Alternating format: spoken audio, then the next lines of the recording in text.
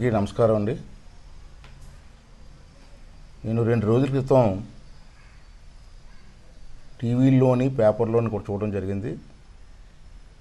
ఒక మంత్రి గారు బొత్స సత్యనారాయణ గారు చంద్రబాబు గారిని హౌసింగ్ విషయంలోని అలాగే విశాఖపట్నంలో భూముల విషయంలోని కూడా కామెంట్ చేసిన సంగతి మీ అందరూ చూసే ఉంటారు. నేను కూడా చూశాను. మరి ఈ సందర్భంలో బొత్స సత్యనారాయణ గారికి ఒక 2-3 విషయాలు చెప్పవలసిన అవసరం ఉందని నేను భావిస్తున్నాను. మొట్టమొదటిది ఏంటంటే, అసలు మీకు బొత్స సత్యనారాయణ గారు మీకు చంద్రబాబు నాయుడు లాంటి నాయకుని విమర్శించే నైతిక హక్కు లేదు. ఎందుకు లేదంటే, ఈవేళ ఉత్తరాంధ్రాన్ని ద్రోహం చేసినటువంటి పెద్ద నాయకుల్లో నువ్వు ఒక నాయకుడివి. ఎందుకు ఈ మాట అంటున్నానంటే, ఆ రోజు చంద్రబాబు నాయుడు గారి టైంలో వోక్స్వ్యాగన్ కార్ల కంపెనీ మనకు వచ్చింది విశాఖపట్నం. ఆ రోజు నువ్వే దానికి సంబంధించిన మంత్రివి. వాళ్ళన్నీ వచ్చారు, భూములు కూడా కేటాయించేసాం. ఆ ఫ్యాక్టరీ త్వరలోనే స్టార్ట్ చేస్తారని చెప్పి అన్ని ఏర్పాట్లు చేసిన తర్వాత వాళ్ళు భయంపడి పారిపోయారు ఇక్కడి నుంచి. ఎందుకు పారిపోయారంటే, బొత్స సత్యనారాయణ గారు ఆ గవర్నమెంట్ మమ్మల్ని డబ్బులు అడుగుతున్నారండి, ఆ డబ్బులు మేము పే చేయలేం, ఆ లంచాలు మేము ఇవ్వలేమని చెప్పి ఆ రోజు ఫ్యాక్టరీ కట్టకుండా పారిపోయారు, పక్క రాష్ట్రాలు పోయారు. అది వాస్తవం కదా? నువ్వు ఆ రోజు మంత్రివి కదా? ఆ రోజు ఆ ఫ్యాక్టరీ వచ్చుంటే మనకి ఈరోజు ఈ 3 జిల్లాల తాలూకు పరిస్థితి ఏ విధంగా ఉండేది? ఎంత అభివృద్ధి జరిగేది? ఎన్ని వేల మందికి ఉపాధి జరిగేది? దానికి కారణం మీరు కదా. మరి 3 జిల్లాల తాలూకు అభివృద్ధికి నష్టపోయిందంటే కారణం మీరే కదా అని మేము భావిస్తున్నాం. అటువంటి నైతిక హక్కులు లేని వ్యక్తి నువ్వు చంద్రబాబు నాయుడిని ఎలాగ విమర్శిస్తావయ్యా? తప్పు కదా, పద్ధతి కాదు ఇది. ఒకసారి ఆలోచన చేసుకో. నేను చెప్పిన దాన్ని కూర్చొని ఆత్మవిమర్శ చేసుకో. ఆ రోజు అసెంబ్లీలో ఒప్పుకున్నావు. ప్రభుత్వం డబ్బులు ఎలాగ ఇచ్చావా అంటే, డబ్బులు పట్టిపోయి నన్ను ఏం చేయమంటారు అని చెప్పి నువ్వు అసెంబ్లీలో చెప్పు. అంచేది నీకు నైతిక హక్కు లేదు.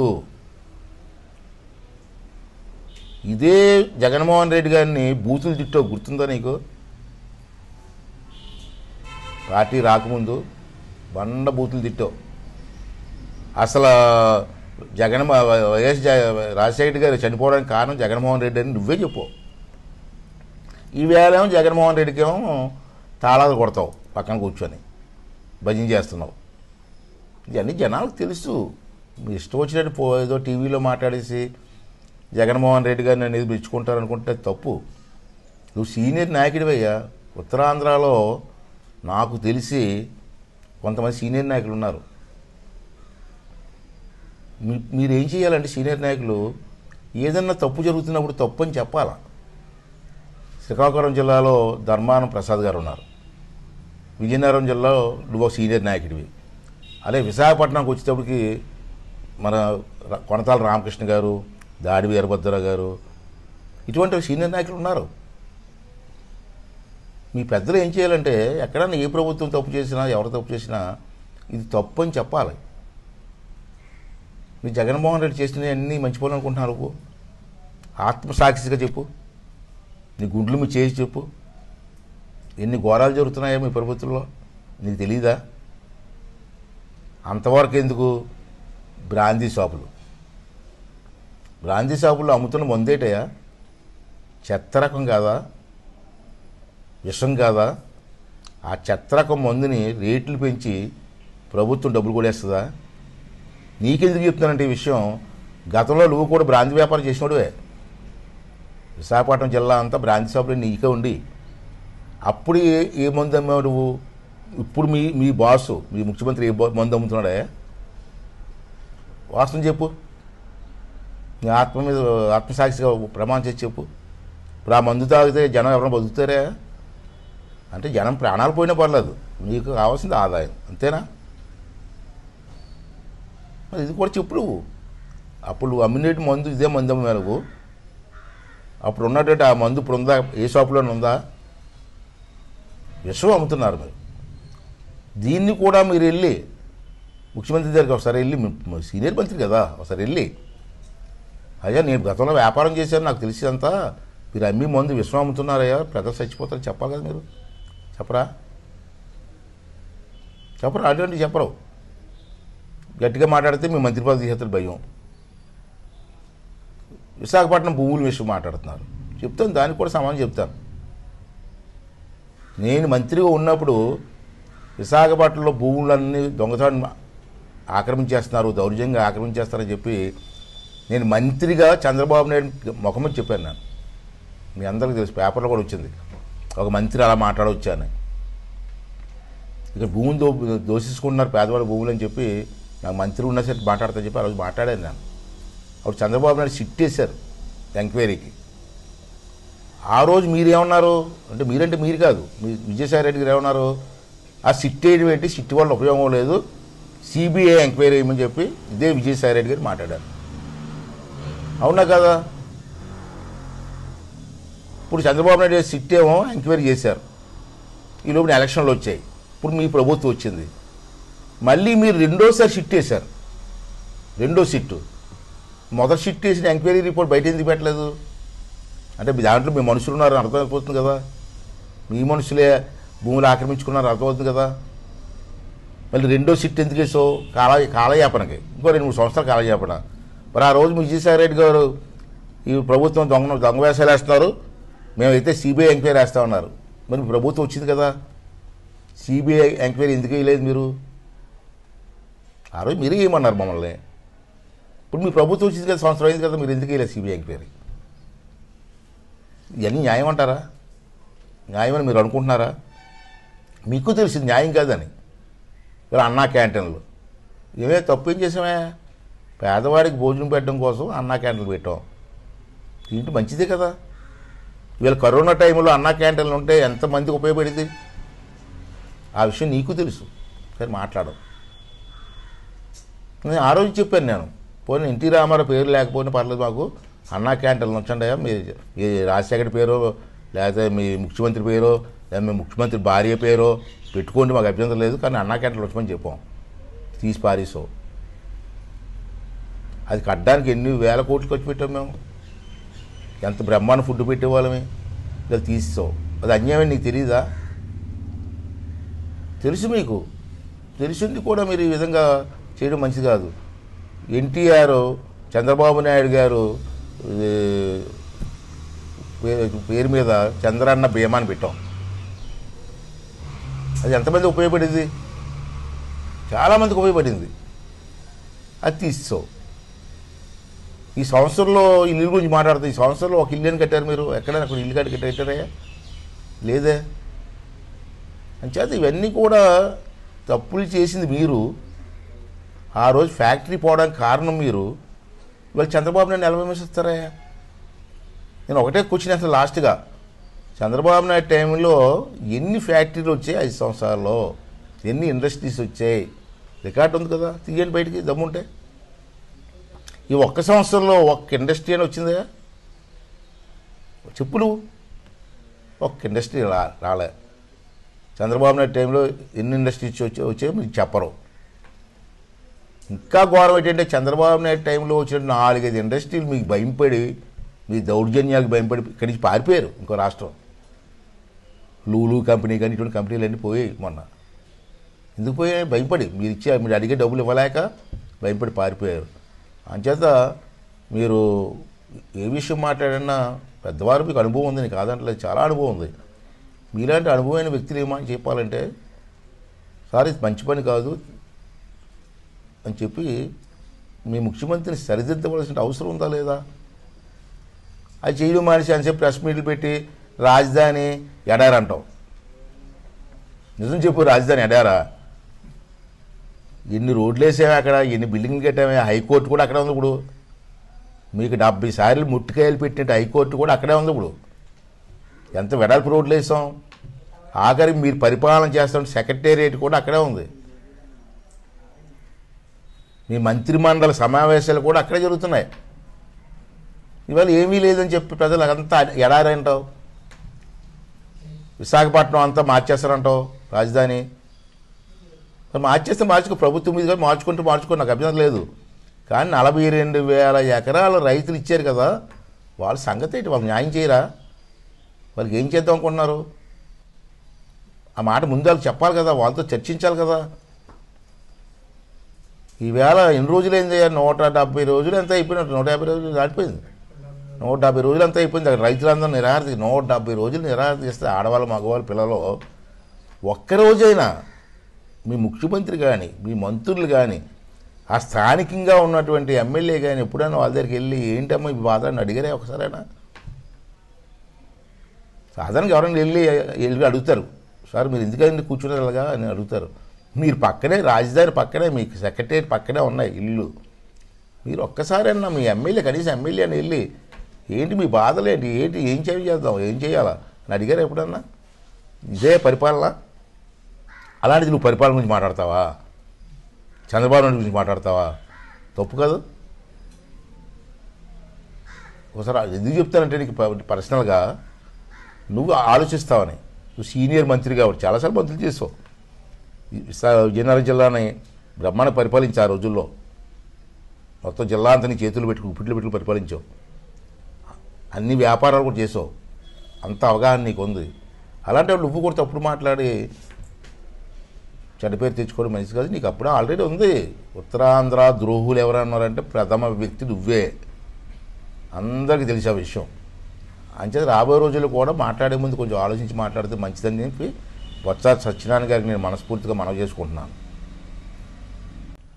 బొత్స సత్యనారాయణ గారు మన ప్రెస్ మీట్లో చంద్రబాబు నాయుడు గారికి మీరు ఒక ఛాలెంజ్ విసిరారు. మీ టైంలో పేదవాళ్ళకి ఎన్ని ఇళ్ళు కట్టారు అని అడిగారు, గుర్తుందా?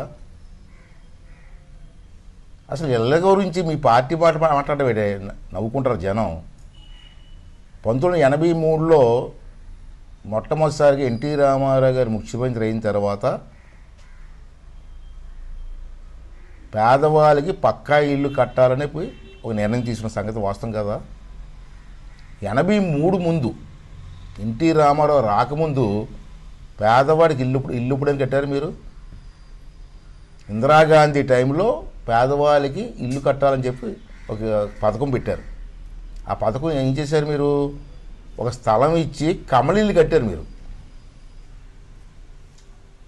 కమ్మలో, రాట్లో, ఎదుళ్ళు ఇవన్నీ వేసి కమ్మలిల్లు కట్టి ఇచ్చారు. అప్పుడు ఇంటికి 4,000 రూపాయలు, 5,000 రూపాయలు ఖర్చు అయ్యేది. అది అందరికీ తెలిసిన విషయమే. అది ఎన్టీ రామారావు గారు రథం మీద తిరిగినప్పుడు, గ్రామాలు తిరిగినప్పుడు ఏంటి పాకలేంటి అని అడిగారు ఒకరోజు మమ్మల్ని. అది ఇల్లు సార్ అన్నాం. ఏంటి ఈ ఇల్లులో జనం ఉంటున్నారా అని అడిగారు మమ్మల్ని. అవును సార్ అన్నాం. ఇదేం ఘోరం అని చెప్పి అది దృష్టిలో పెట్టుకొని ప్రభుత్వం వచ్చిన తర్వాత పక్కా ఇల్లు కడదామని చెప్పి ఒక నిర్ణయం తీసుకున్నారు. అది అందరికీ తెలుసు. అసలు పక్కా ఇల్లు స్టార్ట్ అయిందే ఎన్టీ రామారావు టైంలో. ఆ రోజు పెంకుటిల్లు ఇచ్చాం, పెంకులతో కట్టాం ముందు ఫస్ట్లో. అది తెలుగుదేశం పార్టీ టైంలోనే పక్కా ఇల్లు స్టార్ట్ అయ్యాయి. ఫస్ట్లో పెంకుటిల్లు ఇచ్చాం, తర్వాత స్లాబ్ ఇల్లు ఇచ్చాం. అలా పెంచుకు వెళ్ళాం. రేట్లు కూడా పెరిగాయి. ఎందుకంటే సిమెంట్ రేట్లు పెరుగుతాయి, ఇసుక రేట్లు పెరుగుతాయి, రేట్లు కూడా పెంచుకుంటూ వెళ్ళే సంగతి మీకు తెలియదా? మరి చంద్రబాబు నాయుడు గారు మీరు గత 5 సంవత్సరాల్లో ఎన్ని ఇచ్చారని మీరు అడుగుతున్నారు. దానికి చంద్రబాబు నాయుడు గారు నీకు సమాధానం చెప్పాల్సిన పని లేదు, నేను చెప్తాను. చంద్రబాబు నాయుడు గారు లాంటి స్థాయి ఉన్న వ్యక్తిని అడిగే అర్హత నీకు లేదు. నీకు సమాధానం చెప్పే అర్హత నాకు ఉందనుకుంటున్నాను. అందుకని సమాధానం చెప్తున్నాను. చంద్రబాబు నాయుడు గారు 5 సంవత్సరాల్లో 20 లక్షల ఇల్లు శాంక్షన్ చేస్తాం మేము. 20 లక్షల ఇల్లు. దాంట్లో 12 లక్షల ఇల్లు పూర్తి చేస్తాం. మిగిలిపోని 8 లక్షల ఇల్లు మిగిలిపోయాయి. అది కూడా పూర్తిగా మిగిలిపోలేదు, సగం కట్టి వదిలేశారు డబ్బులు లేక.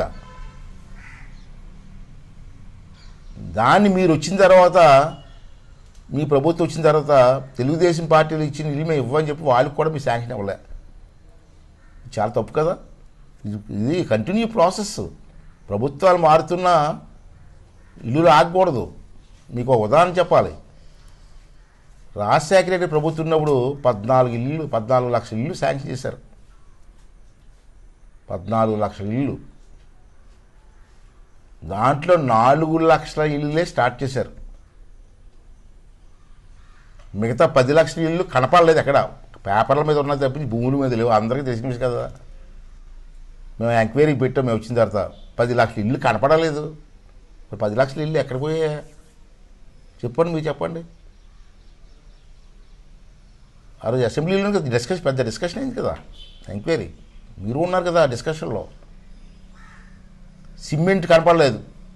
సిమెంట్ ఏమైపోయిందంటే ఎలకలు తినేసింది అన్నారు మీరు. సిమెంట్ ఎలకలు తినడం ఏంటి నాకు అర్థం కాదు. అసెంబ్లీలో చెప్పారు కదా, మర్చిపోయాడు. ఇవన్నీ చేసింది మీరు, మళ్ళీ మా మీద 12 లక్షల ఇళ్ళు పూర్తి చేసాం. ఇంకా 8 లక్షల ఇళ్ళకి మీరు ఇబ్బంది పెడుతున్నారు. పూర్తి అవ్వకుండా ఉండిపోయి కట్టుకోలేకపోయారు ఆ పేదవాళ్ళు. ఇలా ప్రభుత్వం మారిపోయింది. మరి రాజశేఖర టైంలో 4 లక్షల ఇళ్ళు మిగిలిపోయాయి. మిగిలిపోతే ఆ ఇల్లు కూడా మేము వచ్చి పూర్తి చేసాం. అంతేకాని రాజశేఖర్ ఇచ్చాడు మేము వదిలేస్తాం అనలేదు. పేదవాళ్ళు ఇబ్బంది పడతాయని చెప్పి ఆ 4 లక్షల ఇల్లు కూడా పూర్తి చేసాం. తర్వాత ఇల్లు డబ్బు చాలలేదంటే మళ్ళీ బీసీలకి 60,000, ఎస్సీలకి 60,000, ఎస్టీలకి 70,000 మళ్ళీ ఎక్స్ట్రా డబ్బు ఇచ్చాం. శాంక్షన్ చేసిన జబ్బు కాకుండా ఎక్స్ట్రా డబ్బు ఇచ్చి కట్టించాం. ఏమైనా ఇల్లు జరిగాయంటే మా టైంలో జరిగాయి. ఇలా అర్బన్ హౌసింగ్ మున్సిపాలిటీ ఏరియాలో ఖాళీ స్థలాలు ఉంటే ఆ ఖాళీ స్థలాలు కూడా ఇల్లు ఇచ్చాం మేము కట్టుకోండి అని. వాళ్ళు ఖాళీ స్థలం ఉంటే ఇల్లు కట్టించాం. మీరు వచ్చిన తర్వాత ఆ స్కీమ్ తీసి పారేశారు. రెండోది ఏంటంటే మా టైంలో పల్లెటూరులో ఇళ్ల స్థలం ఒక్కొక్క స్థలానికి సెంటున్నర ఇచ్చేవాళ్ళు.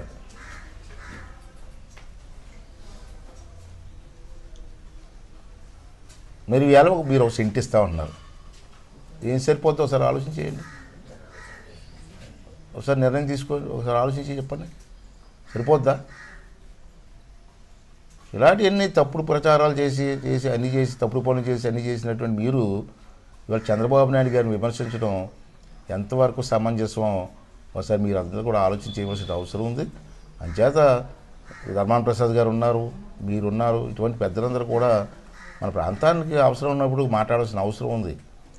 మీరందరూ కూడా తప్పులేని తెలిసి కూడా మాట్లాడుకుంటూ ఉంటే మన ప్రాంతం నష్టపోయే ప్రమాదం ఉంది. ఒకసారి మీకు ఎందుకంటే మిమ్మల్ని విమర్శించడం కోసం నేను ఈ విధంగా మాట్లాడలేదు. మీరు చంద్రబాబు నాయుడు గారిని విమర్శించారు. ఎన్ని ఇళ్ళు కట్టారో ఛాలెంజ్ చేశారు. దానికి సమాధానం చెప్పకపోతే జనం నిజమనుకుంటారు. ఇది నేను చెప్పింది వాస్తవం, రికార్డు. మీ గవర్నమెంట్ మీద ఉంది కాబట్టి రికార్డు చూసుకోండి. మేము ఎన్ని ఇళ్ళు కట్టాం, ఎంత పేమెంట్ ఇచ్చాం, ఎన్ని కోట్లు ఖర్చు పెట్టాం, ఒక్కొక్కడికి ఎంత స్థలం ఇచ్చాం. ఇప్పుడు మీరెంత స్థలం, సెంట్లో ఏం కడతారా? ఆ రోజు మేము సెంటున్నర ఇచ్చాం విలేజ్లో. అర్బన్లో దాన్ని 2.5 సెంట్లు ఇచ్చాం. ఇదంతా రికార్డు. మీరు ఒకసారి వెరిఫై చేసుకోండి. మీలాంటి పెద్దలు, అనుభవం ఉన్న పెద్దలు మాట్లాడే ముందు రికార్డు చూసుకొని మాట్లాడితే మంచిది. ఏదో సీఎం ఆఫీసులో మాట్లాడమన్నారు కాబట్టి మాట్లాడేస్తే ఇన్నాళ్ళు మీ అనుభవం మీద మా ఆయన మచ్చపడుతుంది. అంచేది రాబో రోజుల్లో ఎవరైనా విమర్శించే ముందు కానీ మమ్మల్ని కానీ పార్టీని కానీ చంద్రబాబుని ఎవరినో విమర్శించినా రికార్డ్ పరంగా ఏం జరుగుతుంది, వాస్తవాలు ఏంటి తెలుసుకొని మాట్లాడడం మంచిదని చెప్పి ఈ సందర్భంగా మీరంటే మాకు గౌరవం, మీ మిత్రుడిగా నేను చెప్తున్నాను. అంచేత ఆ విధంగా రాబోయే రోజులు ఏం మాట్లాడినా వాస్తవాలు తెలుసుకొని మాట్లాడవలసిందిగా మిమ్మల్ని ఈ సందర్భంగా కోరుకుంటున్నాను.